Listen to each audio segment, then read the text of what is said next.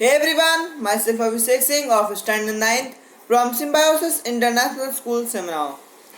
Today I am returned with a new video in which I will show you experiment and tell what was the reason behind it.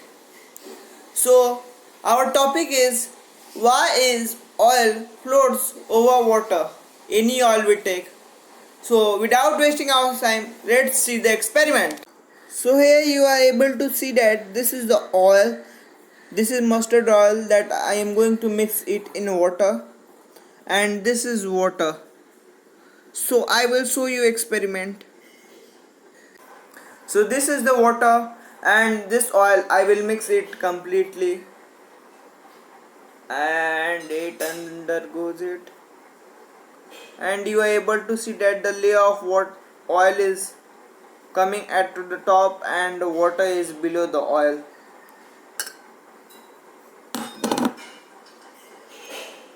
So here you are able to see that water below it and the oil is floating on the top. So what was the reason behind it? So it is clear, the reason is density. The oil is less dense than water, so it flows and came to top, and water is high densified, so it is at the bottom.